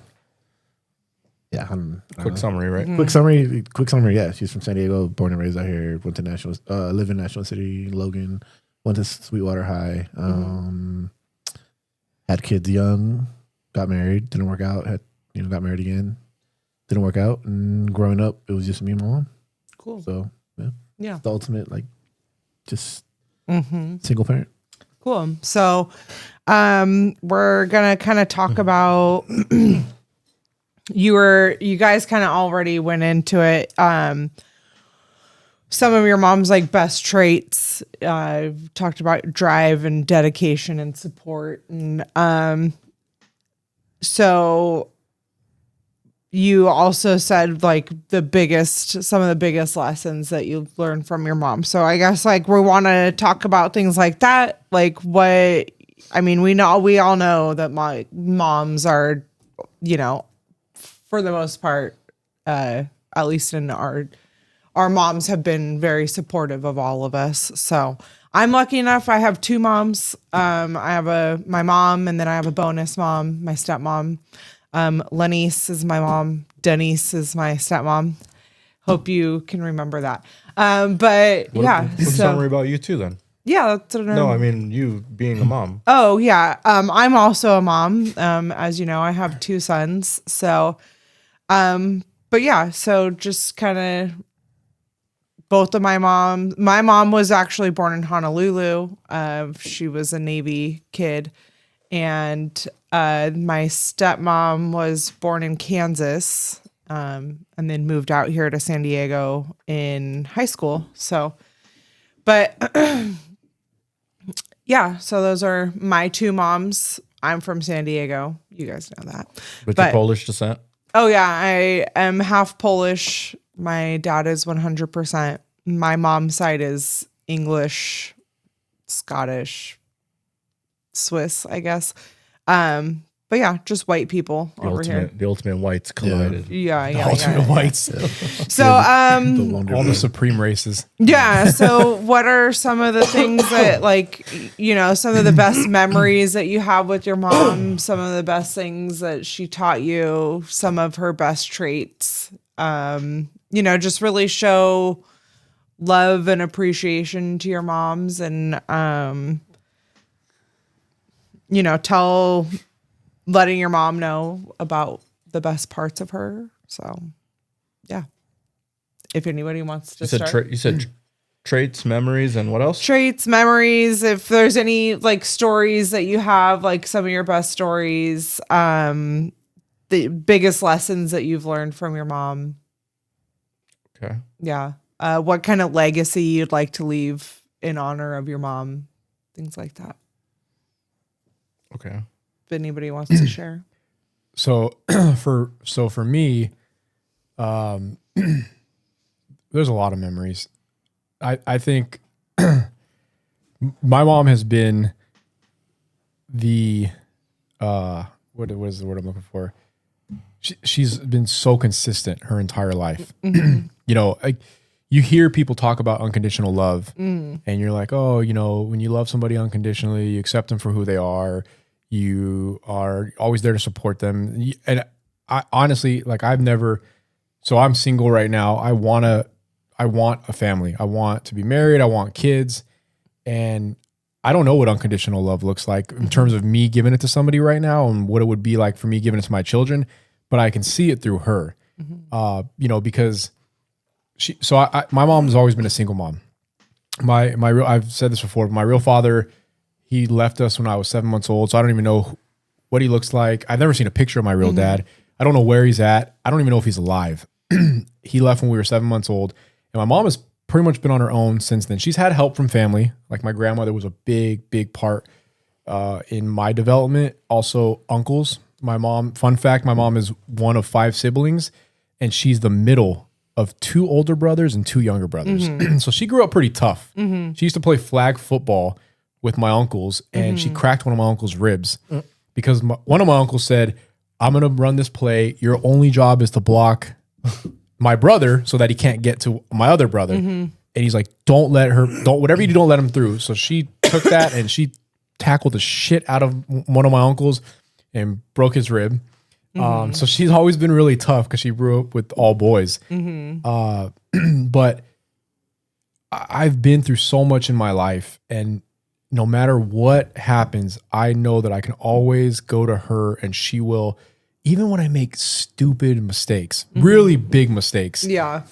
She's never turned me away. Yeah. She's always been there to support me, to love me unconditionally, to help me through things. My mom has never been the type of person that like gives profound advice. That's just not who she is. I got that from other people in my life, like my uncles. Bust on the drapes. Yeah, that's not very profound, but that was a form of advice. Profound to me. Yeah. So, and there's nothing, I'm not saying anything bad about my mom. That's just not the type of person she is. She showed you through her action. Right. She let you figure it out yourself. Yeah. And that was the lesson 100%. was figuring it out yourself. And to be a single mom, there was times where she was working multiple jobs. She put me through a private Christian school all the way to 8th grade. That was not cheap because she thought that would be the best opportunity for me to have a better education that would provide better opportunities down the road for me. which I think it did. But she did all that. I mean, like when I think about my mom, I think of somebody who was completely selfless.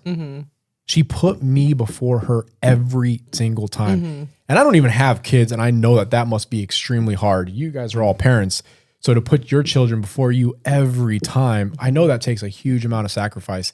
She did that every time. And to me, like the consistency is unparalleled. And a funny story that I have about my mom, I don't know if I should share this, but I'm going to share it.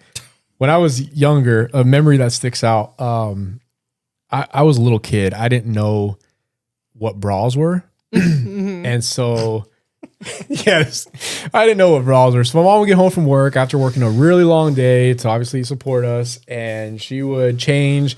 And sometimes she would like leave a bra on the floor. I had no idea what bras were. I was little. I was a little kid. I thought I'd seen on TV people jumping out of airplanes and doing parachutes. So I thought that it was like a parachute. So I used to pick up her bra and put it around my Backwards. Put it on you backwards. So it's on my back and around my shoulders. And I would get on her bed because she had a lifted bed, and I would jump off the bed and like, woo, like try to pretend like I was parachuting down. Obviously it didn't do anything. I just fell straight on the ground. And she used to always like tell me in Spanish, like, take that shit off, stupid. Put that in the dirty laundry. That's my bra. And I didn't know what that was, but I don't know why that's a funny memory that sticks in my head. It's hilarious. And then another funny memory is, I don't think I've ever seen a picture of you like as a little kid. Oh, I have a picture on my phone. I just crazy. A thought that I just had. I have a bowl haircut. It's wild. That's fire. Yeah. No, I straight up have I used to go, the barber would put a bowl over my head and just scissors all the way around.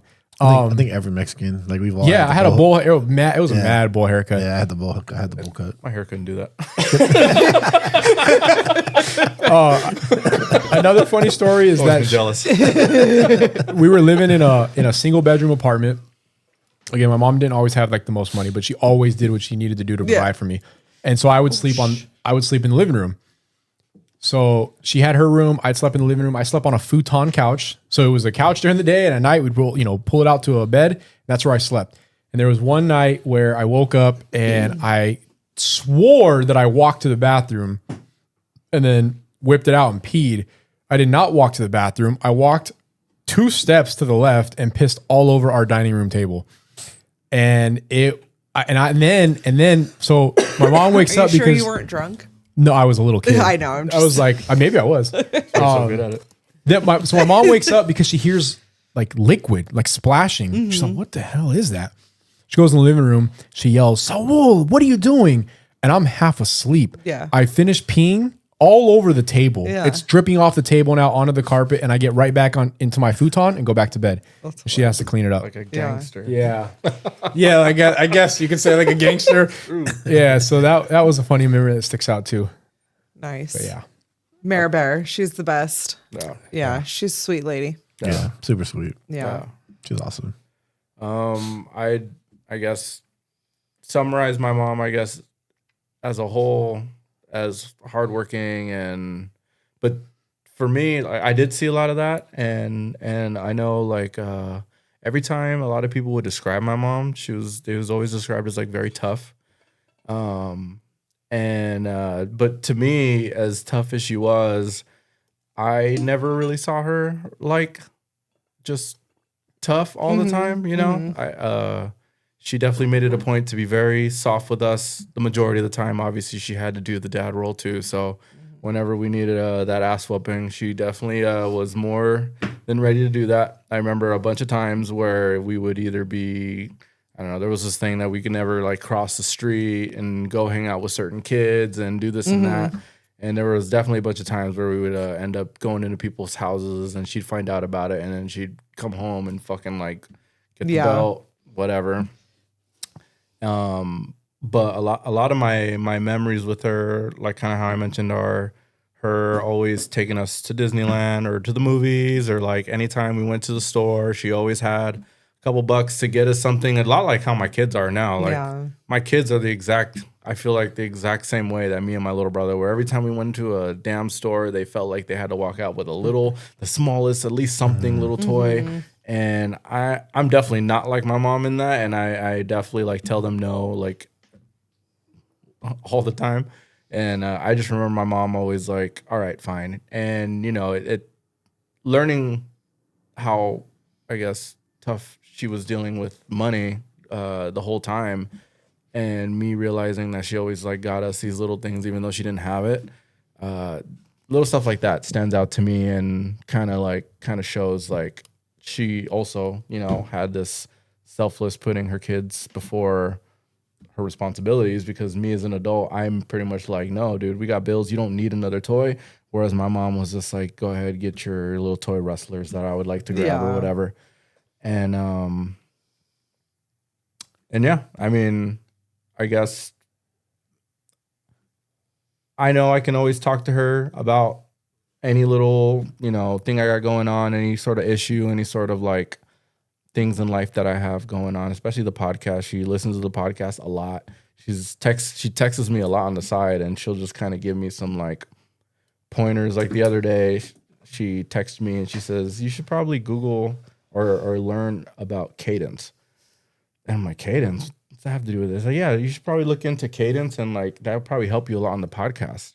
And I guess she was trying to say like I should essentially I need to practice my speaking, and speaking in a way that's a lot more, I guess, easier to listen to. And I told her, I was just like, that's definitely something that's going to take time for me to do, especially like juggling the things that I'm doing as I'm speaking. I'm also like being mindful of like the equipment, making sure no cameras are getting turned off while we're talking. The audio is being recorded.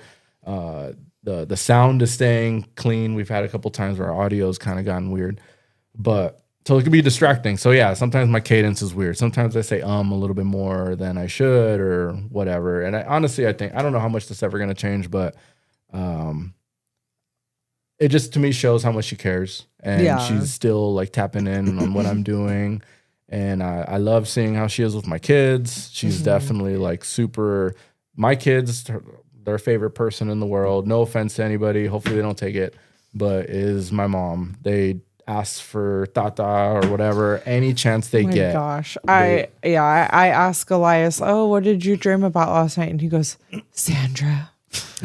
He loves Sandra. Like, yeah. So, I mean, and I know like the way that I mind you, she worked a lot. So she didn't have as much time to spend with us as she probably could, or as she does with the boys, with the kids, especially because she used to live with us and they were in the same house. They spent all the time in her room, and now she's retired, and so she's able to give them the amount of love on a regular basis that she just was taken away from with responsibilities and all that. But relatively speaking, I want to say our family as a whole is pretty small. And she was always like kind of the center, I feel, because a lot of our family in Mexico really depended on her with all kinds of stuff. When there were times that they didn't have presents for Christmas, not only did she figure out ways to get us whatever we needed or wanted, she was also helping to get them, bringing presents for them. So after we had our Christmas Eve presents, we always were going to Mexico to hang out with our cousins, and she always brought the presents, you know. And as a kid, it's whatever, right? But as an adult, I'm like, I don't know how the fuck you were able to consistently provide, not just for us, but even like be that consistent support for them too. And it shows, because a lot of them still reach out to her to this day as adults. So I don't know. I got a ton of memories.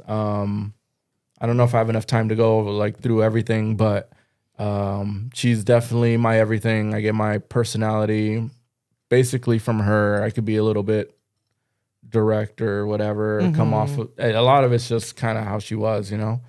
Being single, she had to be tough, and I kind of took on just a lot of that as like as an adult, you know. But yeah, I owe everything to her. So there's not enough nice things I can say about my mom. For sure. I love her to death. So yeah, I know you're listening, Mom. Thank you. Happy Mother's Day. By the time this comes out, it'll be post Mother's Day.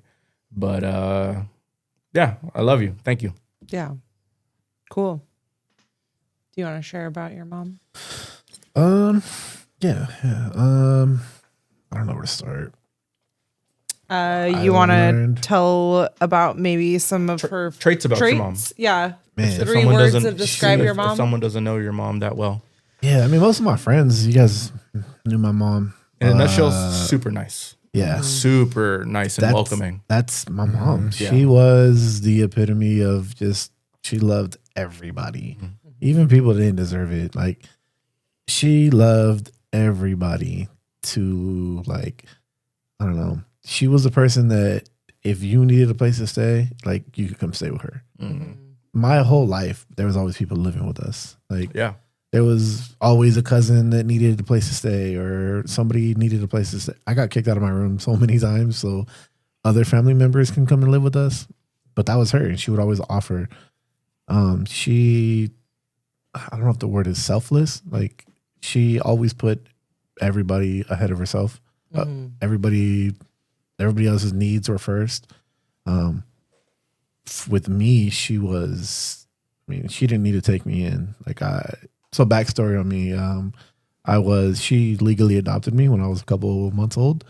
My mom was my grandmother, but she was my mom. So, yeah, she took me in at a young age and raised me just by herself. It was just me and my mom. She was never dating or with anybody while I was in my childhood, or even until she passed. She was just focused on raising me. And what I learned from her was hard work. Never give up. There's always a way. Like, she had all the odds against her.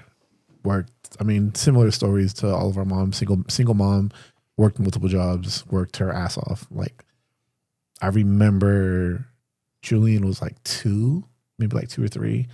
And just calling her and saying, "How the hell did you do this?" Like, you are like a superhero to me right now, because I'm learning that, like, I don't know. It's the thing when you have kids, like, you learn how to manage. Your whole life changes. And you don't realize it till you go through it.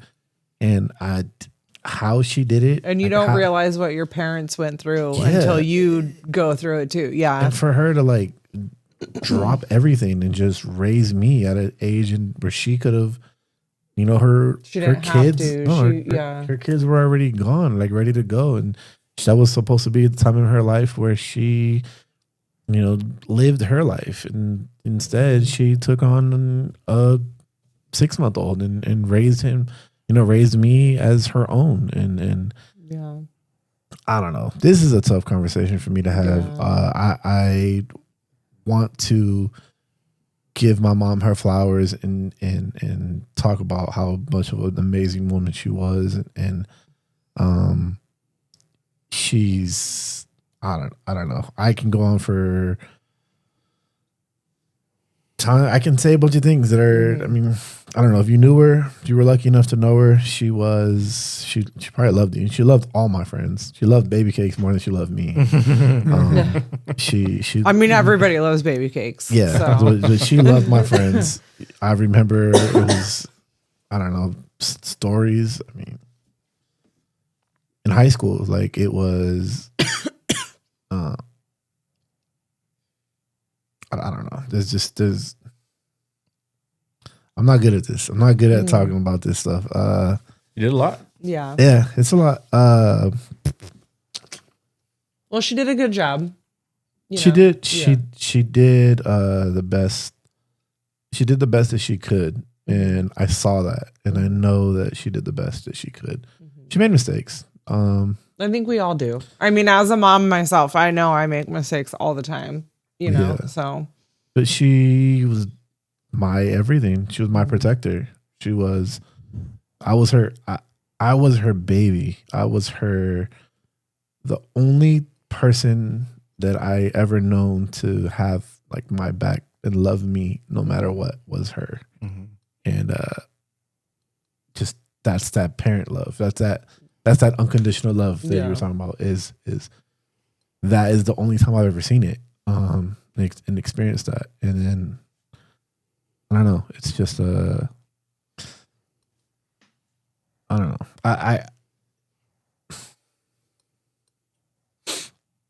Um,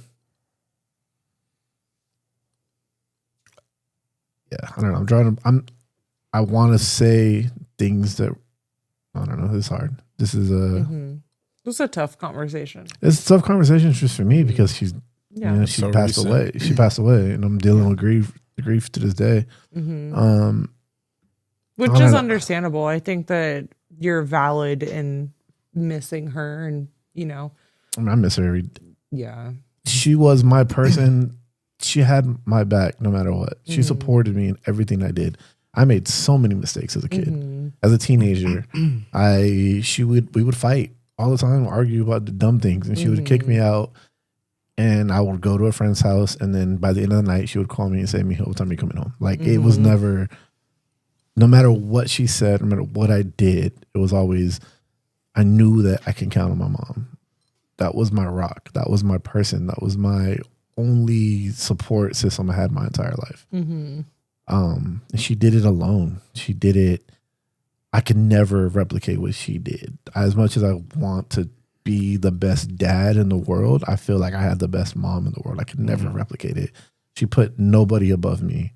She put nobody above, herself. Like everybody came first. So many people, I don't want to say took advantage. I feel like there was family members that took advantage of my mom. It's just because of how nice and how open she was to everybody. I mean, that just goes into a whole nother thing. How some stuff I'm dealing with, but I don't know. I'm do you trying have a good memory that you have of a good story that you want to? I'm trying to structure this in a way, and I feel like I'm going and rambling, but I have like a million thoughts going through my head. If I have I have plenty of good memories. I mean, high school, she would always take me and babe. Our thing was every paycheck, we would go out to eat Panda Imperial. That's been our place since like I celebrated my 6th grade graduation there, 8th grade graduation, high school graduation, 21st birthday, and then every time I'd pick her up to go eat, she would want to go to Panda Imperial. Like that's just our place. Like it's always been. That's why. And I remember in high school she would be like, ask Baby Cakes if he wants to go, or ask Ricky if he wants to go, and then she would take us to go eat Panda Imperial. She would take us to a Dickie store.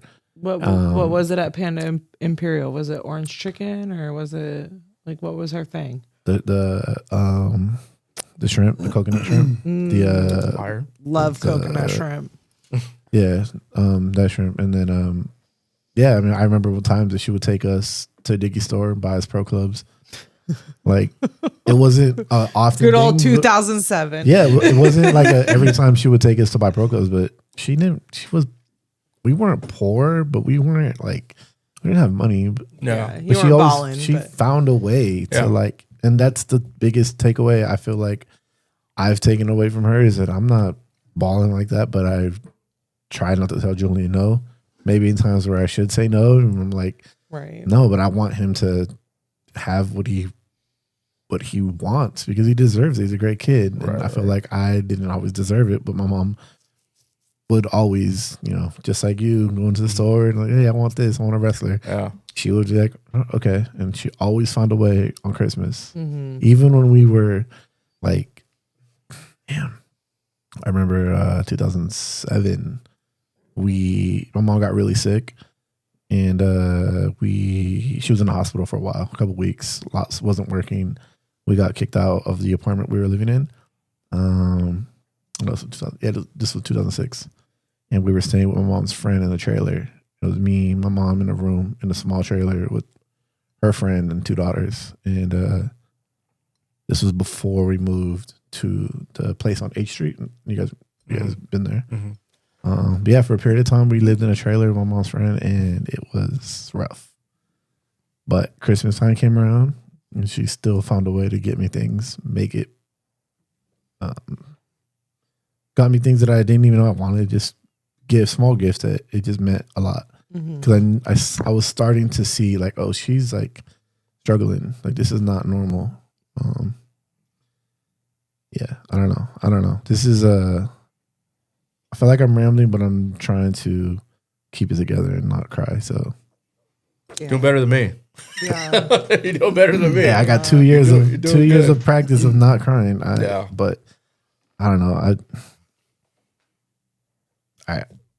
Yeah, my mom was the sweetest lady in the world. Told the best stories. Half the stuff she would say was probably made up and exaggerated about everything, but was loved babies, loved anybody that loved dogs, any animal, anybody that had a baby with them. She would always want to hold the baby.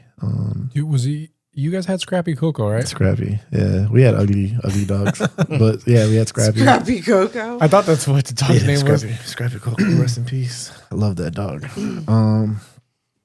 I don't know, man.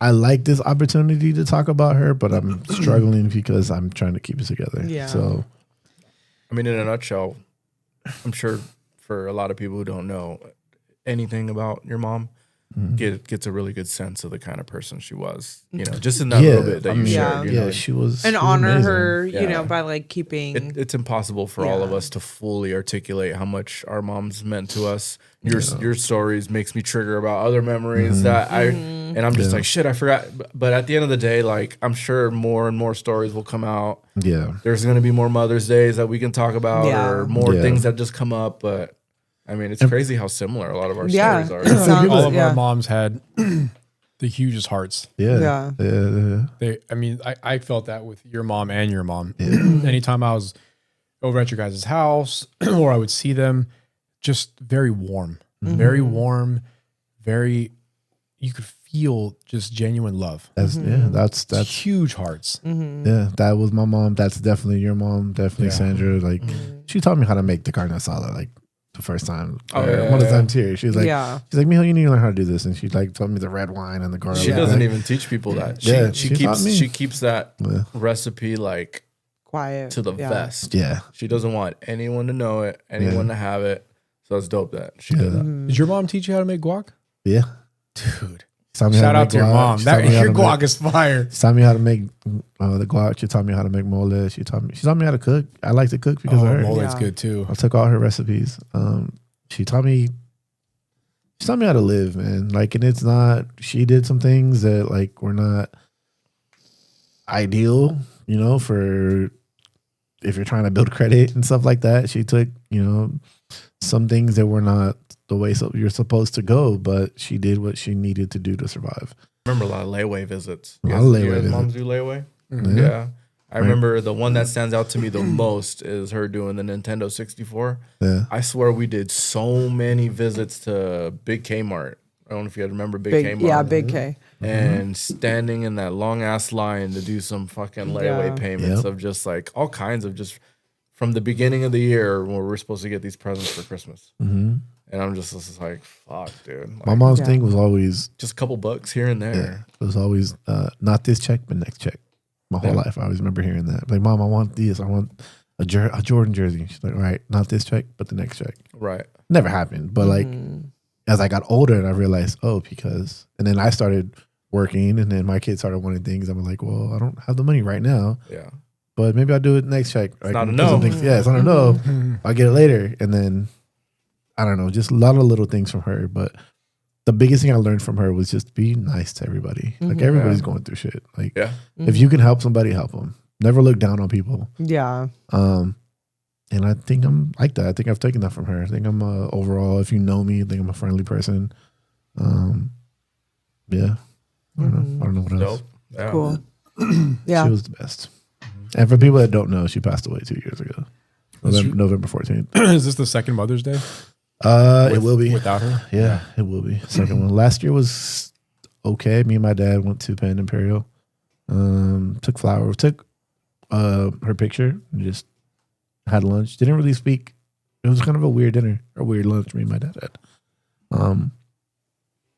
He's dealing with it in his own way. He lost his dad right after his mom, so he's kind of dealing with some shit. But Do either one of you cry in the orange chicken? no, I think it would add some flavor. Little salt. Little salt? Yeah. It's rough, and I'm trying to hold it in right now, but it's rough. So Yeah. next topic. Yeah. I think the world needs more of what you said at the end right there. You said your mom, and I know your mom's the same way, and my mom's the same way. You said that your mom is nice to everybody. Yeah. She tries to always be nice, and she tries not to look down on people and judge people because of circumstances they're in or decisions they make. She tries to treat them like a human being. And like that, your mom did that with everybody she came across. Yeah. And if the world had more people like that, it truly would be a better place. Yeah. Yeah. Yep. She was amazing. What about you? Your mom? Let's give you some flowers. You're an amazing mom. Thanks. Yeah. Yeah, I mean, my mom's pretty cool. My mom is also that like very supportive, no matter what I want to do, like she's right there with me about it. My mom and I definitely like had it rough when I was younger.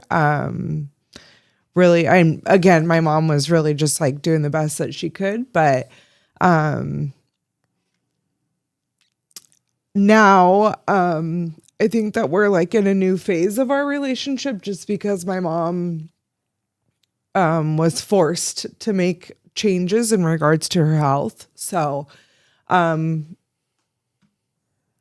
definitely a different person, maybe not in a bad way, but definitely taught me a lot in regards to taking care of yourself for your kids. But also my mom just really never like judged me at all, and same as you, just kind of like let me figure it out. And From the stories you told, the ultimate, Yeah. like the super, ultimate like, figure it out yourself Yeah. kind of thing. Yeah. Don't make me cry, Lindsay. God I damn. know. God damn it. Younger, when I was younger, I had to kind of figure it out a lot much earlier than I needed to, but I think my mom taught me a lot of like what I don't want, and that helped me like break the generational curses. Oh my God, I sound like a crazy, but like breaking those generational curses. And I know that it makes her proud to see me succeeding or doing better, I guess, than like she did on her own. So thanks, Mom. What about Denise? Denise played Right. a big role with Oh, you yeah. too. Yeah, we can't leave her out. Yeah, she's God.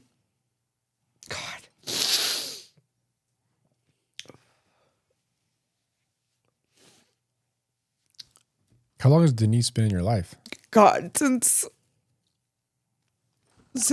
at least like kindergarten. Oh, geez. Yeah. Okay, so that's your whole life pretty much. Yeah. And Denise really like taught me like the patience and like really like giving your kids like the attention and like the love. And because that's where my mom lacked when I was younger, but my mom didn't know how to, like she didn't. God. My mom didn't get that when she was growing up, so she didn't know how to do that to me, like with me. And so Denise came, and Denise was much more of that, like sitting down to have dinner every night and playing games with your kids and like giving you the attention. And they're balancing of each other, and I'm very lucky to have both of them because I learned very different values from both of them. But yeah, And Denise's backstory, she has 4 of her own, 3 of her, four 4 of her own. Well, she had 5. She lost a child to SIDS. Oh, that sucks. Yeah.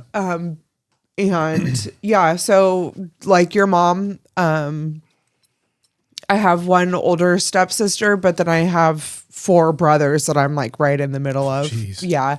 So, but so yeah, Denise had 4 of her own kids and she accepted me in, and I have a stepbrother who's 2 weeks older than me, and very early on it was Denise. Oh, I have twins.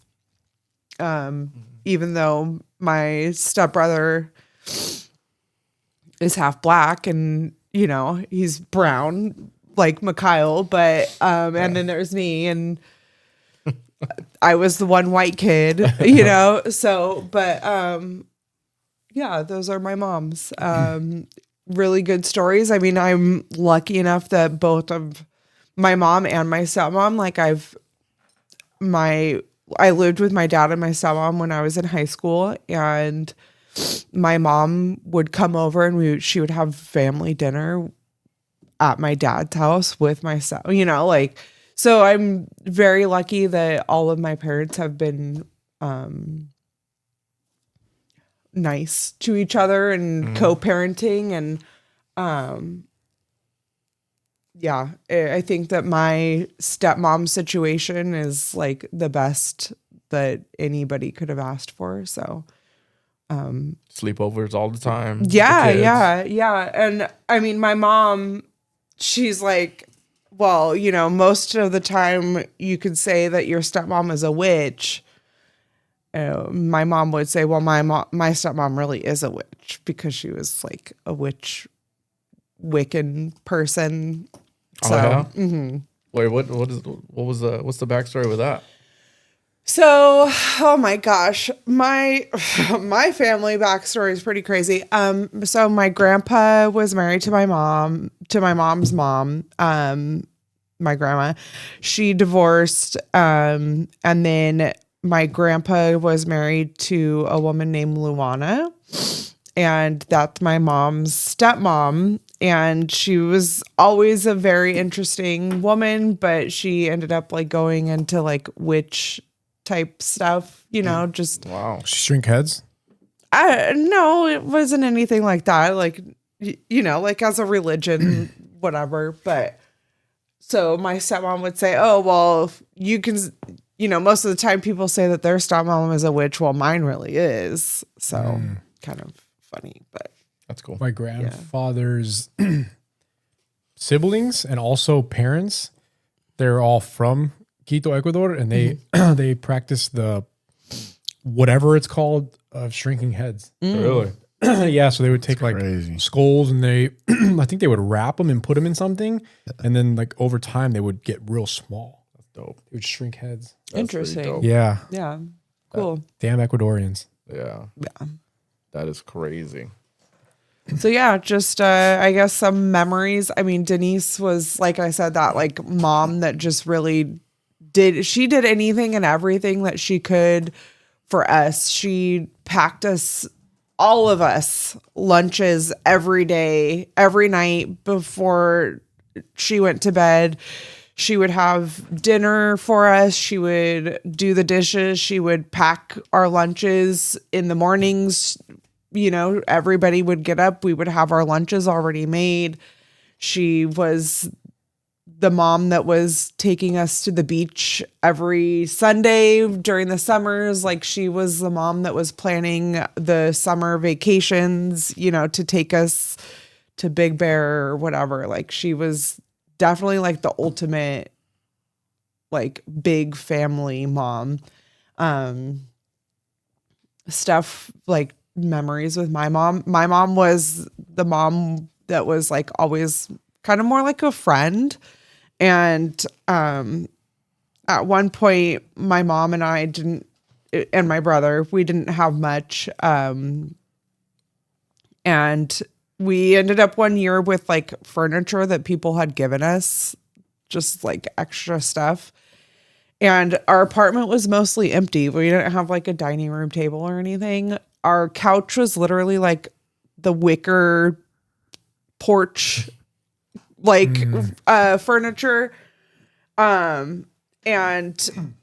But my mom still, like, all of my friends, it was still to go to my house because my mom was like the fun, like, loose one, you know, like she was the one that was like, all right, you're grounded, and then the next day, all right, like, do whatever you want. But we had like a water fight in our empty ass apartment, like her, me, and like 4 of my friends, just like the kitchen floor was so soaked. My friend was like on the water, like splashing through the water, like, I'm a beached whale. Like, it was pretty crazy. Like, Was she really big? no. Oh, sorry. No. I'm joking. That was a joke. No. But yeah, I mean, my mom was always just like the fun mom. My mom always wants just to, like, you know, everybody to have a good time, and yeah, good times with my mom. Awesome. Gigi. Shout out Gigi. Yeah. Denise. Shout out your moms. Yeah. Shout out all the mothers out there. Yeah. Yeah, I was gonna say we should shout out like the boys' wives aren't here, like Daniela, Oh yeah, Daniela, Valerie. for sure. All the wives. Yeah. all the wives, yeah. Yeah, Daniela. All the mothers who listen. Yeah. Yeah. Aaron, Aaron. Val. I don't know how Val put up with having me. and- That's what we were talking about. Baby cakes and He was like, "How do you deal with us?" Yeah.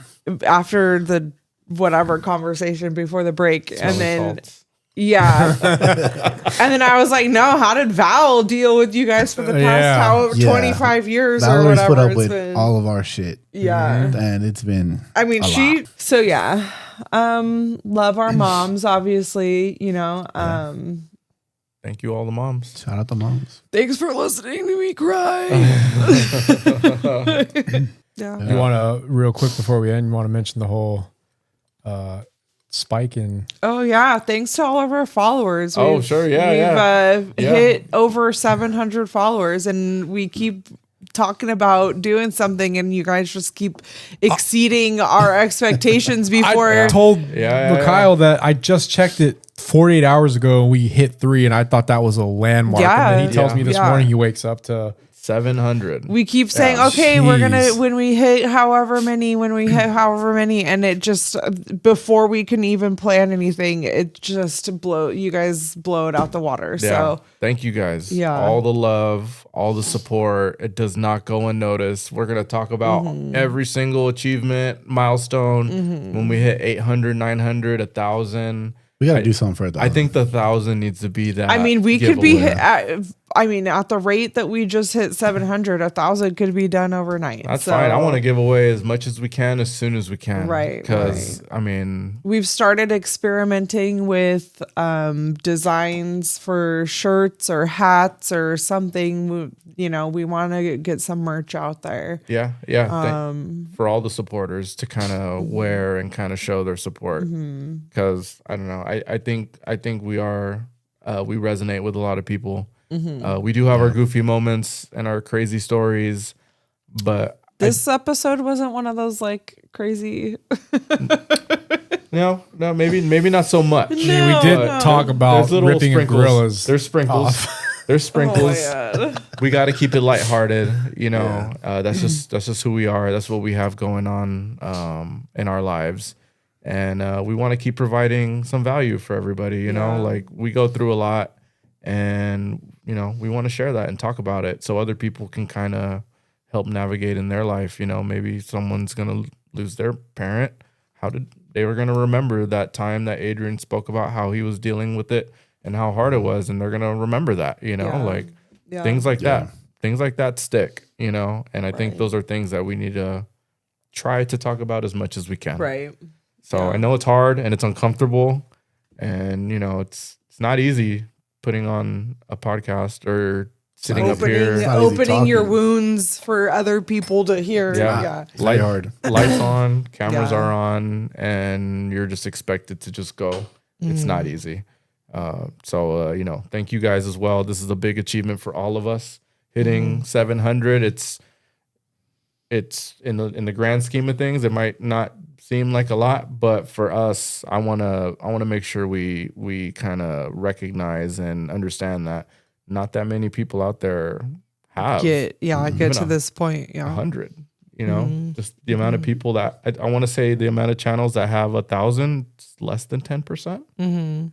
So shout out to you guys showing up every 2 weeks, doing this, and learning this game With us. Yeah. together. So, And of course, if there's any pointers or anything that you liked, anything that you disliked, one be thing, nice. But one thing I don't want to forget to mention, Adrian kind of shared with us a little thing that we can start incorporating with future shows, episodes that are that involve you, the listener. So what I guess I'll let Adrian kind of break it down on what he wants to try to get people to do to kind of help us out. I think it'd be pretty cool if we can provide a phone number for our listeners to call. And if you want to, we did the anonymous thing, which is pretty cool. But hey, if you want to say something to us, you want us to hear, you want to just throw out a question. You want us to know who it's coming from, and or you just want to talk some shit, or you just want to show love. We're going to put a phone number out there, and you leave a voicemail, and then we'll play it live on the pod and we'll react to it. Yeah. So. I think it would be best if we get stuff that's kind of like, hey, I'm in this situation. Yeah. What would you guys do? Or and I think we can provide our opinions or our recommendations. Yeah. Yeah. Could we? If anybody wants to go live with me before we record next time, I don't know if anybody wants to watch TikTok live, interact with us on TikTok live, get ready with us while we set up the pod. Bring it. Yeah. We could always set it up here at the table while we're getting ready and take questions live. Yeah. Yeah, going live is eventually something we do want to do. It's just kind of one of those things where it's just kind of like, it's us on camera and us off camera. So different. It's very crazy. It can be. I'd like to think I'm pretty similar. Yeah. Well, I'm a little nervous, but I definitely want to do it. I still want to do it. So I think eventually our episodes will be live. So if you guys do want to watch us either as we're setting up, as the show goes on, and send us, questions on the fly, I think that'd be fun to start taking those too. So. Anyways, we got a lot of big plans and you guys are definitely included in those. Once we hit 1,000, we're definitely going to do a giveaway. We want to look into potentially doing a candle. I think that'd be super dope for someone to take home with them. We could do it. That'd be easy. We'll figure out candle. which candle to do, but yeah, just a little bit of a thank you to all you guys that support us. We want to show love back. Yeah. So thank you guys. Apparently India really hit us up this week. Yeah. On the followers. Shout out India. One of our videos got really popular in India. Shout out to anybody in India that tunes in, checks us out, gives us a like, gives us a follow. And for clarification, yes, Red Dot India. Thank you very much. Yeah. Oh my gosh, that's racist, you guys. What? I respect those people. It is all love. Bomb curry. All love. We love you guys. Thank you for tuning in, and we'll catch you guys on the next one. Peace. Adios.